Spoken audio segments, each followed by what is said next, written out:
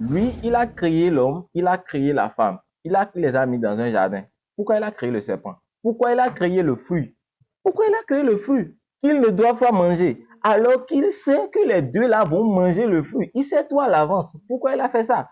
On m'a dit pour les tenter. Pour les tenter par rapport à quoi? Il sait de quoi ils sont capables. Qu'est-ce qu'il veut savoir? Qu'est-ce qu'il veut qu'on le prouve? Je te dis quelque chose. L'enfer ne peut pas exister. Ok? C'est un faux problème. Les chrétiens décrivent l'enfer comme un lieu de punition ou de séparation éternelle de Dieu, associé à des images telles que la géhenne, le lac de feu, les ténèbres extérieures et une peine éternelle. Selon l'islam, l'enfer est décrit comme un lieu de punition sévère avec des flammes intenses, des chaînes et d'autres tourments. Ok? Bon, c'est à peu près la même chose, la définition de l'islam. L'enfer a été créé pour des gens qui suivent le diable, n'est-ce pas? Ok. Les gens qui font la volonté du diable. Comment on peut punir quelqu'un qui a agi sous l'effet d'une grande manipulation? C'est à croire que Dieu, il punit la victime et il laisse le coupable. Même dans notre monde ici, d'humain, ok? Lorsqu'un criminel passe devant le juge et qu'il a des troubles psychologiques, le juge demande à ce qu'on l'amène à l'hôpital pour qu'on le soigne. Parce que le juge sait que ce qu'il a créé, le crime qu'il a commis pendant qu'il était malade mentalement, n'était pas de sa faute. Donc, il faut chercher à soigner le mal. Le diable qu'il a créé. C'est Dieu qui a créé le diable. Et en le créant, il sait ce qu'il peut faire, ce dont il est capable. Parce que Dieu est omniscient. Ok, les humains, qui les a créés? Dieu. Et il s'est même dit que Dieu nous aime tellement qu'il nous a créés à son image. Ok, donc il nous considère comme ses enfants. Comment est-ce qu'un père qui aime ses enfants, ok, les met quelque part et met un grand méchant, un grand manipulateur avec ses enfants et il dit à ses enfants, écoutez, si vous vous laissez entraîner, ok, ou bien si vous vous laissez manipuler par ce grand méchant, c'est vous que je vais punir. Attends, je ne comprends pas. Mais c'est le rôle de Dieu, c'est la responsabilité de Dieu de nous protéger, nous, ses enfants, comme ce grand méchant, non? Mais pourquoi il a mis ce grand méchant avec nous? Pourquoi Dieu a créé le diable? Mais attendez, il a créé le diable. Pendant qu'il créait le diable, puisqu'il sait tout à l'avance, il sait que ce que je suis en train de créer maintenant là, va faire telle chose à mes enfants, va révolter mes enfants, fera que le monde sera du grand n'importe quoi. Il a créé quand même. Et il sait que les enfants, ces enfants bien-aimés qu'il a créés, il sait qu'ils ne sont pas assez forts. OK? D'accord. Il a établi des règles. OK? Il sait que ses enfants ne suivront pas ces règles. Il sait tout à l'avance. Ces enfants ne vont pas suivre ces règles correctement. Et donc, ils se feront entraîner. Le diable manipulateur va les avoir. Mais il a créé tout ça. Et il dit, voilà, mes enfants, si vous ne respectez pas ces règles que j'ai créées et que je sais que vous n'allez pas respecter, vous serez punis. Et si vous vous rendez compte de l'absurdité de tous ces récits, vous allez vous rendre compte, vous allez finalement accepter que les religions nous ont donné une fausse conception de Dieu. Il y a plus d'églises en Afrique pour parler de Jésus que d'écoles pour nous instruire. Vous attachez le diable tous les dimanches, parfois par des jeûnes et prières. Mais qui vient détacher le diable? Mais ils veulent tous nos terres pendant que nous, Africains, voulons le paradis. Comment expliquer ça? Mais qui a pu mettre cette idée de paradis dans la tête des Africains? 10 différentes églises dans chaque rue et vont africaines, toutes prêchant un Jésus spécial. Mais c'est de la folie, comment en sommes-nous arrivés là? Il y a plus d'églises en Afrique pour parler de Jésus que d'écoles pour nous instruire. Vous attachez le diable tous les dimanches, parfois par des jeûnes et prières. Mais qui vient détacher le diable que vous attachez? Quand tu parles de la misère africaine à un Africain, il te dit le Dieu de Jacob, le Dieu d'Abraham est au contrôle.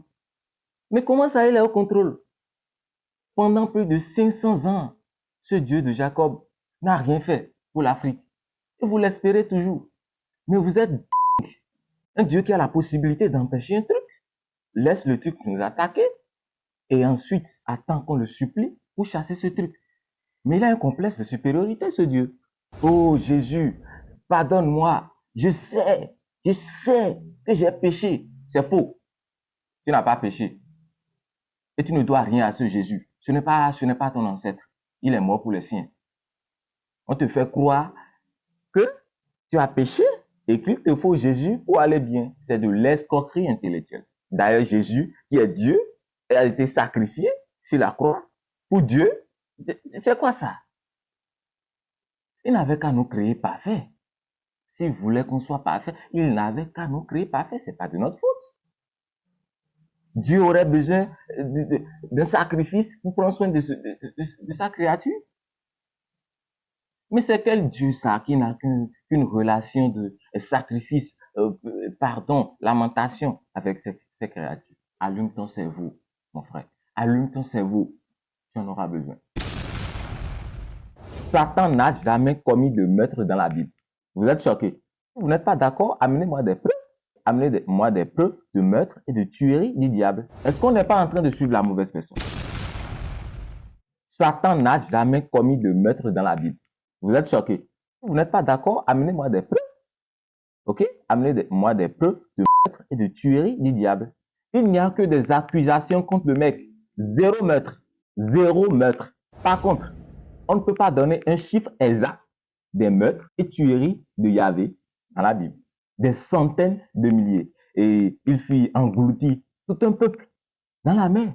Il a fait vivre des peuples, des villes entières, avec des bébés et femmes enceintes qui y vivaient. Donc, comment expliquez-vous cela? Yahvé serait-il l'usurpateur? Pourquoi a-t-il autant de haine contre le diable? Pourquoi le pointe-t-il du doigt dans tous ces règlements? Serons-nous en train de suivre la mauvaise personne? Parce que le diable n'a jamais tué quelqu'un dans la Bible. Jamais. Il n'a pas noyé des gens. Il n'a pas brûlé des gens. Est-ce qu'on n'est pas en train de suivre la mauvaise personne? Le Dieu de la Bible, Yahvé, est trop émotionnel. On dit qu'il a créé l'homme à son image. OK? Mais moi, je pense que c'est nous, les hommes, qui l'avons inventé à notre image. Parce qu'il n'a que des traits humains, des caractères humains, des émotions humaines. Jaloux, il se fâche, il est et tout. Donc là, ce sont des questions pertinentes qu'il faut se poser quand on est en quête de la vérité. Et la vérité, c'est maintenant. C'est l'heure de la vérité. Et nous, Africains, sommes prêts. Prêts pour le réveil brutal et légendaire. Nous avons nos coutumes ancestrales qui sont là pour nous. Et nous en sommes fiers. Ça nous va. Les religions importées, gardez-les, s'il vous plaît. Je peux crier haut et fort que la Bible est un livre religieux bourré de contradictions et d'incohérences flagrantes de richesse. C'est un Dieu de paix ou un Dieu de guerre? Ok, si c'est un Dieu de guerre, en vrai, il est en guerre contre qui? Nous, sa créature? Nous, ses créatures? Ou Satan, sa créature?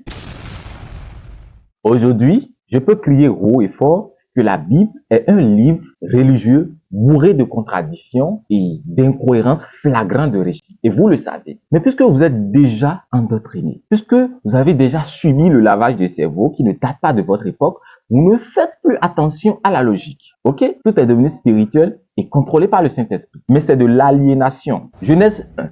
Verset 3. Dieu dit que la lumière soit et la lumière fit. Ok? Genèse 1, verset 14 à 17. Dieu créa le soleil, la lune, les étoiles, le quatrième jour de la création. Mais vous ne voyez pas le manque de logique dans ce récit. Comment on peut avoir la lumière sans le soleil? Toutes les formes de lumière que nous avons aujourd'hui sont artificielles, c'est-à-dire créées par nous, comme l'électricité, la bougie et autres. Mais ici, Dieu crée la lumière et c'est 4 jours après qu'il fit le soleil. Comment c'est possible? Comment a-t-il eu la lumière sans le soleil? Genèse chapitre 7, verset 1 à 24. Dieu fit engloutir tous les êtres vivants par un déluge universel. Il épargne quand même Noé, sa famille et les animaux qu'il a pu mettre dans l'arche. Mais moi, ma question est celle-ci. Comment les animaux aquatiques, comme le poisson, qui étaient en dehors de l'arche, ont été exterminés? On dit que dehors, il n'y a que de l'eau. Et tous les êtres vivants qui étaient dehors ont été engloutis et exterminés par l'eau. Maintenant, vous voulez me dire que les poissons qui étaient dehors ont été noyés? Comment ça, les poissons ont été noyés? Exode 15, verset 3. L'Éternel est un vaillant guerrier.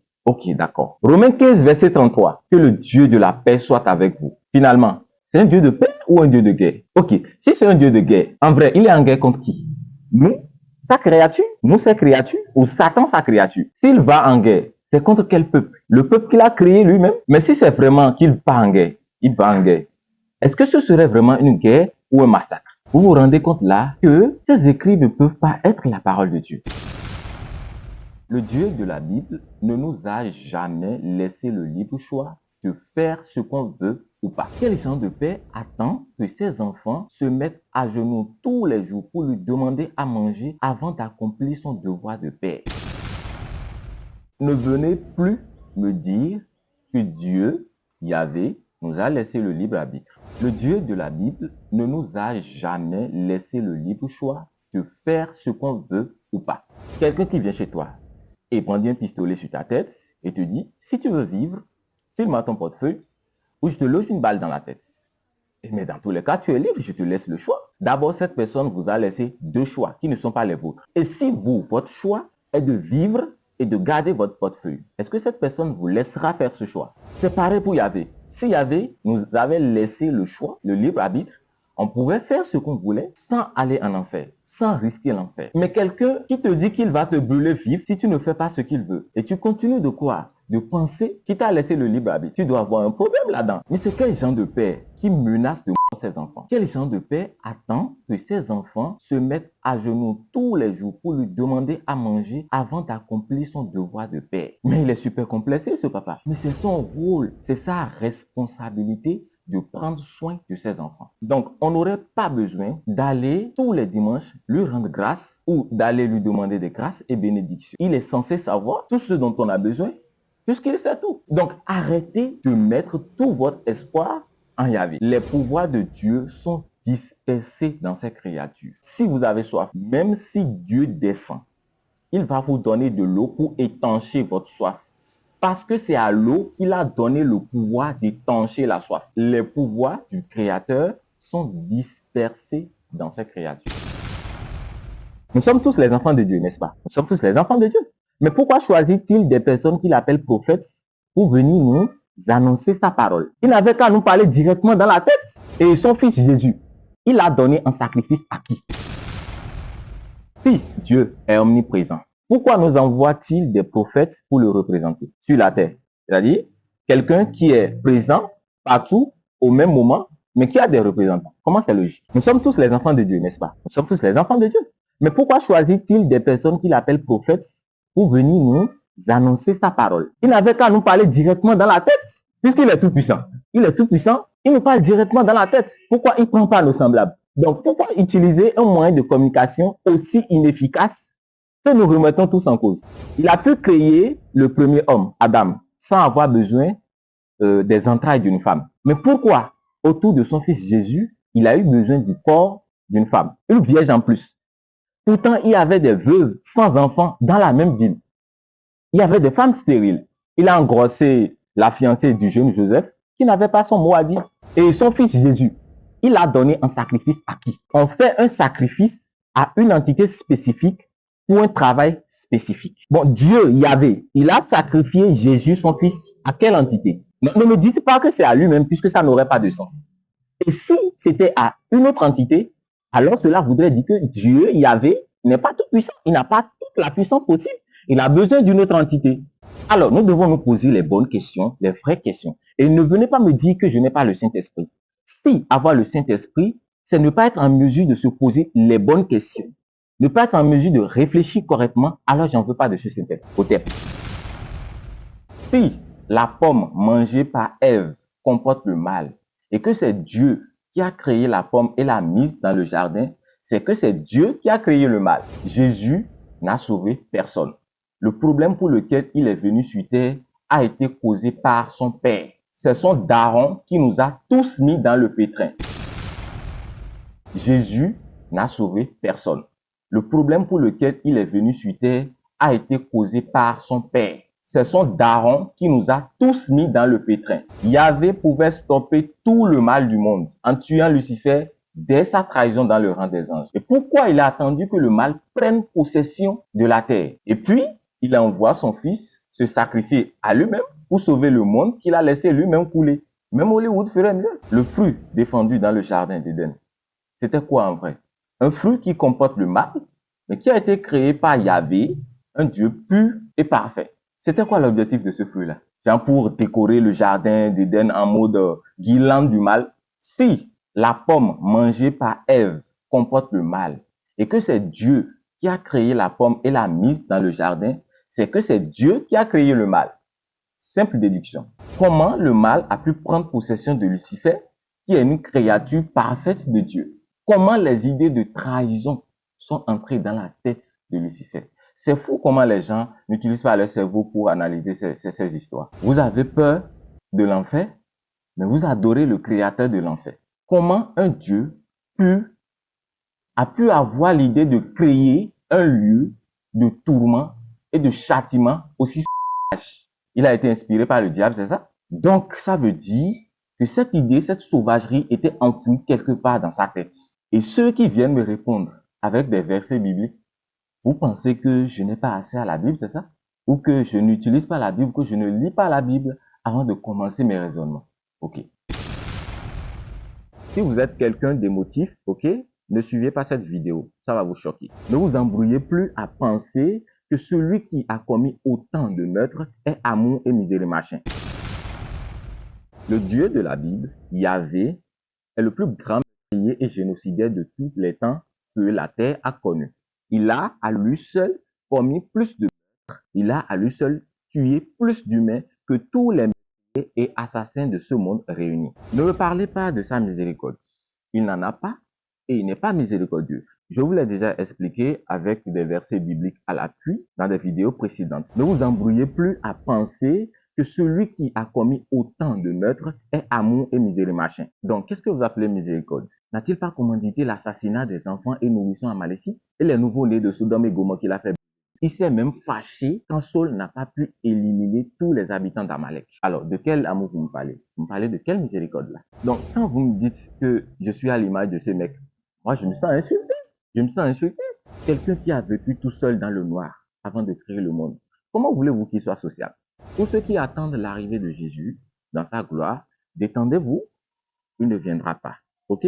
Vous attendez qu'il arrive ou qu'il revienne dans sa gloire, juger les vivants et les morts. Eh bien, nous ne sommes pas prêts pour l'accueillir. Par contre, nous sommes prêts et nous attendons son Père qu'il vienne répondre des meurtres et des crimes qu'il a commis sur l'humanité. Alors, une fois de plus, vous vous rendez compte que le christianisme n'est pas une religion d'amour.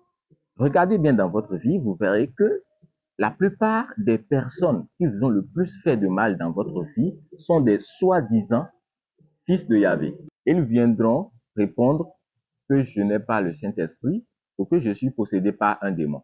Je vous attends. Quelqu'un qui est réveillé, c'est quelqu'un qui a rencontré la lumière. Quelqu'un qui a décidé de porter son cerveau et de s'en servir comme un vrai homme. C'est quelqu'un qui lit la Bible et qui arrive à utiliser la logique et le raisonnement pour y relever les incohérences. Moi, j'ai la Bible en plusieurs versions. C'est une version. Je la lis pour la comprendre. Par contre, les Africains la lisent pour se sentir bien et accepter les inepties qu'on les a rencontrées. Et c'est là la différence entre un réveillé et un aliéné. Quelqu'un qui est réveillé, c'est quelqu'un qui a rencontré la lumière. Quelqu'un qui a décidé de porter son cerveau et de s'en servir comme un vrai homme. C'est quelqu'un qui lit la Bible et qui arrive à utiliser la logique et le raisonnement pour y relever les incohérences. Il sait donc que la Bible a été écrite par des êtres humains et non par des extraterrestres. Il sait également que l'un des principaux outils pour esclavagiser le peuple noir a été la religion.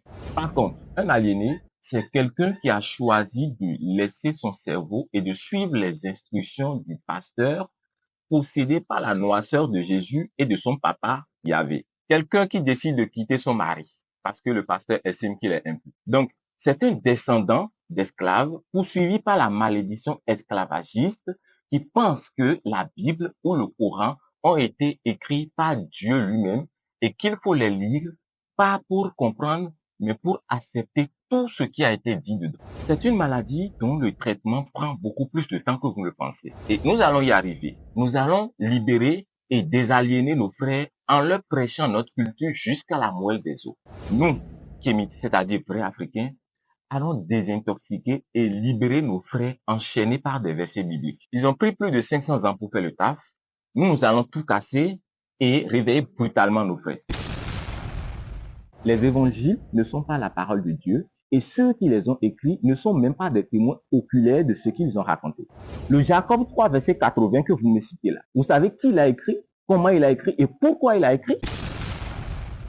Les évangiles ne sont pas la parole de Dieu et ceux qui les ont écrits ne sont même pas des témoins oculaires de ce qu'ils ont raconté. Sinon, comment expliquez-vous le récit où Jésus a envoyé les démons dans un grand troupeau de porcs? On dit que Jésus chasse les démons et les envoie dans un grand troupeau de porcs qui perçait par là.